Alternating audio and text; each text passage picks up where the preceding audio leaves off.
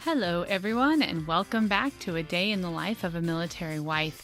Today's format is going to be different than the last two episodes. The last two episodes were more fact or information based. This one's still going to be informative, but in a different way. Today's topic is in the news. I'm going to cover 3 different stories about military or military-related things that are in the news and give you my take on them. So I'm excited, actually. One of these stories is kind of a silly one, or at least more humorous one that my husband pointed out to me and I thought would be fun to include. The other 2 are more of a, serious nature. So, that's what we're going to be talking about.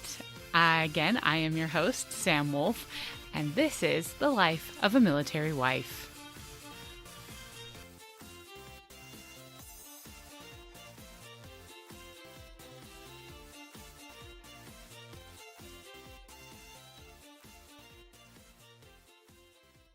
Let's get started. So our first article comes from the Marine Corps Times on March 18th, and all of these are going to be from the month of March. I'm going to try to do an In the News episode once a month, so it may not have happened today or the day before, and who knows when you're going to listen to this. But anyway, March 18th, 2021, in Marine Corps Times. The article was written by Philip Anthony. I apologize if I'm butchering that name. But it is about Marine Sergeant Danny McDonald receiving the Navy and Marine Corps Medal. He earned this after rescuing a 10-year-old from drowning off the coast of North Carolina.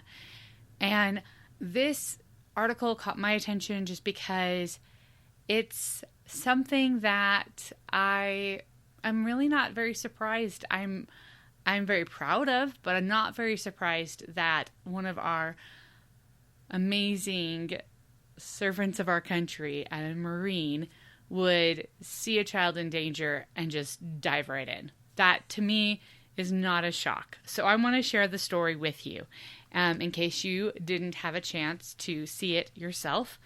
The situation happened in early 2019 in Surf City. Sergeant McDonald was taking some time off or on a day off, vacation, I'm not sure. He heard screaming. At first he thought, okay, well, there's lots of kids screaming and stuff going on around, so he didn't think much of it. But the screaming persisted, and then he noticed a crowd gathering on the beach. And when he went to see what it was, saw a child struggling out in the ocean. He immediately jumped in and swam approximately 300 feet into the surf and found a 10-year-old having seizures while trapped in a rip current. He put the child on his chest and fought the current to get back to land. Once ashore, a Navy corpsman and other Marines stepped in to help out with taking care of this child in a medical situation. And I'm so proud. I'm so proud of the sergeant, Marine Sergeant, stepping in, Sergeant McDonald. And I'm so proud of the Navy corpsman and the other Marines who stepped in and immediately went into service mode. It didn't matter that they didn't know this kid. It didn't matter that there were probably other lifeguards or people who could help, but they didn't care. They were there, they could do something, and they did something. Sergeant McDonald was quoted in the article to have said, "If not me, then who? That's what it boils down to. I would do this to anyone in any situation, and I would hope someone would help me if I'm ever in trouble."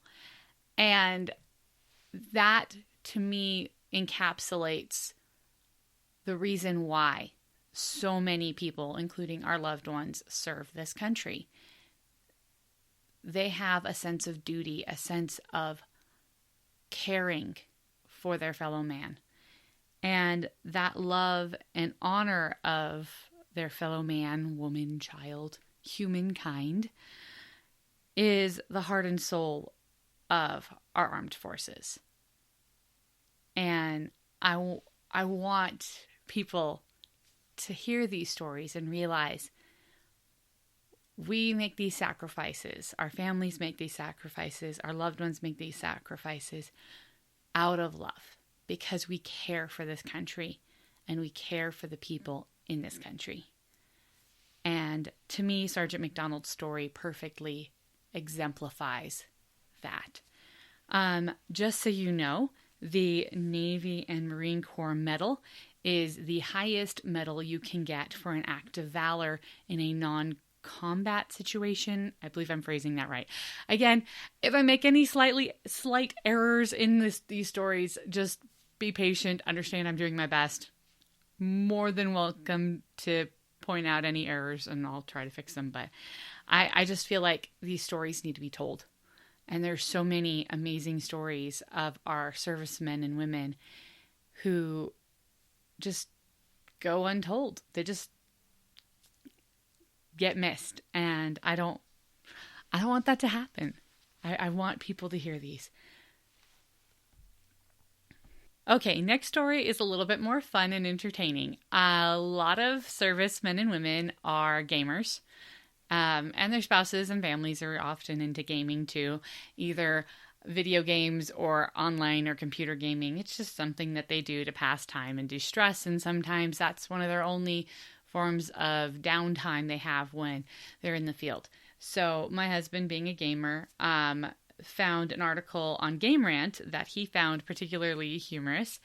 It is by Joseph Carew. I, again, hope I'm saying these names properly, from March 17th. And I'm not sure how many of you have heard of the game Valheim. It's a Viking-based kind of Minecraft-esque. I honestly haven't played it yet. I'll be completely straight up, I haven't. But several family members have and friends have. And it's evidently become really popular amongst servicemen and women as well as the general public. And people in this game can build things and other people can see them. And in the game Valheim, I hope I'm saying that right, a player created a replica of the U.S. Navy warship, the USS Iowa. And my husband said it was full scale, but I saw the pictures and I'm like, are you sure that's full scale? Anyway, it's supposed to be a full replica that you can even go inside of and has like all the details. And he thought that was really awesome. And there's evidently people building all sorts of really fun things in this game. And it's just, I think, a great way to be creative, to explore, to build stuff. And why not? I honestly will admit I was never a gamer. I didn't really do much gaming-wise. And then my husband joined the military, and when he's been gone for long periods of time, sometimes playing an online game together is one of the only ways we can have a date. So I've started playing a little bit. It's still not my thing, but more than supportive of people who find a outlet and be building things in these sites. I think that takes a whole lot of creativity, and that's a really good outlet. Building and creating is a very admirable use of your relaxation time, in my opinion. But, you know, that's just me, my personal opinion there. This last article is one that I was initially intending to lead out with, but due to the topic, I really wanted to focus on several different articles from several different news sources about this and share my feelings and thoughts about this topic more in depth. So it felt apropos to put it at the end of this podcast where I could give it more time and depth. Part of the information I'm going to be sharing with you is from the Navy military website. Another is from an AP article dated March 18th, 2021. The topic in general is things that the military and armed forces have done to aid during COVID. I don't know, honestly, how aware the civilian population of our country is of all of the different things that the military has accomplished and done in aid of our country during this pandemic. The sacrifices and challenges and hard work and dedication put out by different groups, wide-ranging groups in the military, as well as particularly military medical. I know that as a military spouse, sometimes we give military medical a really hard time. They don't have an easy job, and they're always getting switched around, and things are kind of crazy, and there's a lot of red tape because it's a government organization. There's lots of red tape. That's just how it works. And so sometimes we can harassingly tease military medical. And I want to give a huge thank you and shout out to military medical for all of the hard work. I don't feel like they hear enough praise for the sacrifices they make. And especially in a pandemic, I think it is imperative to acknowledge the amazing contribution they have made. That said, I want to first cover information about the USNS Comfort and what they did during the pandemic. I don't know how many of you are familiar with the Comfort or the Mercy, but these are medical ships that are run by the Navy. Very frequently, they will aid other countries and provide operations or medical care to other countries to help facilitate meeting their needs. And that's typically what they do. I know that they've done quite a bit of work in Latin America. That's at least what I'm more familiar with them doing. I've been aware of the Comfort and the Mercy for quite a few years, and with the amazing work that they do to help civilian populations, not just of our country, but of other countries. However, in the time of this pandemic, they stepped up and did tremendous work to aid our country specifically. And on April 1st, the Comfort started treating patients in New York. And I don't know how many of you remember back to April, beginning of April last year, 2020, with what was going on in New York. But at that point, the medical system in New York was completely overrun. They had more cases and more need than they had space for. And so the Comfort being able to be there and provide a relief to the overwhelmed hospitals in New York City was a huge benefit. And they started treating patients on the 1st. By the 14th, Army reservists had come to double the pharmacy capacity and assist with the situation. On the 15th, Air Warfare Center in New Jersey began 3D printing face shields for the Comfort, and by the 30th, they departed. And most people here, they showed up on the 1st of April and left on the 30th, and they're like, well, they weren't there very long. They must have not done very much. But that is completely contrary to the truth. They accomplished an amazing amount of work in that short period of time. During that month, they had a crew of 1,200. They treated over 128 patients, which of those patients, 70% were diagnosed with COVID-19. They performed 116 surgeries, 452 x-rays, 72 CT scans, and 1,364 IVs, plus a whole lot more. The time-consuming love and care that these Army and Navy personnel gave to the citizens of New York, to me, is profound. And they weren't the only ones doing. While they were in New York, the Mercy was in LA. I don't have facts and figures on everything the Mercy did, but I know that the Mercy was working too. And just to think, 116 surgeries in a month, that's impressive. That is absolutely impressive. And the amount of load relief that maybe New York has and I probably should have I should have looked this up. I don't know off the top of my head how many surgeries are performed in New York City hospitals on a regular basis, but I can only imagine that those 116 individuals were grateful that their surgeries were not delayed. So that is the first part of this story that I would like to share. The second part of this story, and I really struggled to find exact dates and figures on this. However, I only have it through a secondhand source, through a friend of a friend. The Army actually was asked to set up a temporary hospital in a stadium in Washington, the state of Washington, by the governor, actually.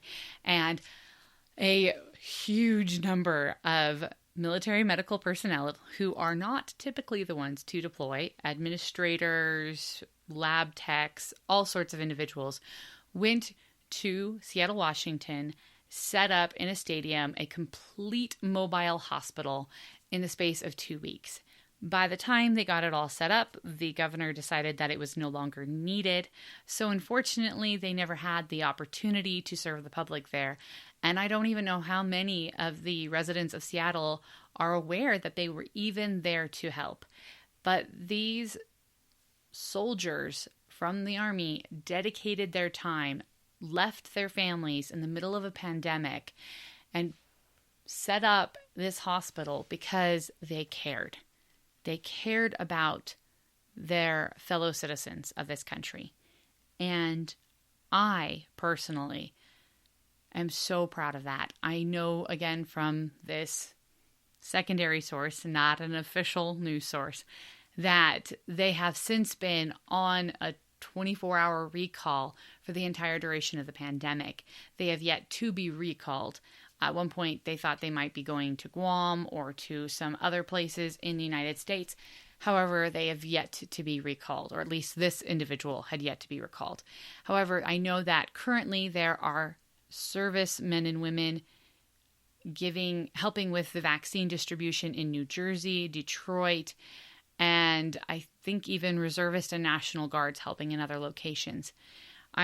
From the AP, have an article dated March 18th that more than 220 Defense Department military and support personnel are expected at Ford Field in Detroit to support the COVID-19 vaccine effort. The Pentagon is planning on standing up 10 more mass vaccination sites. These are people who are leaving their families and they're going to serve their fellow citizens because this is what they feel they need to do. And they have answered that call because they love our country and they love the people in this country. This has been a trying time for everyone. I know that it has been a trying time for my family in particular also. I think every family has been touched by this situation.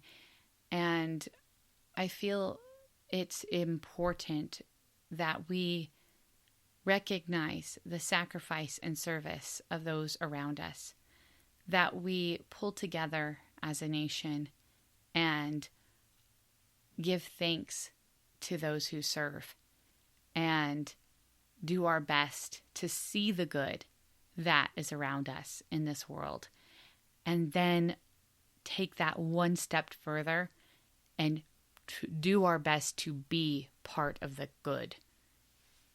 Because things are only going to improve if we can find the good in others, express gratitude for that good, and work towards being part of the solution, being part of the good.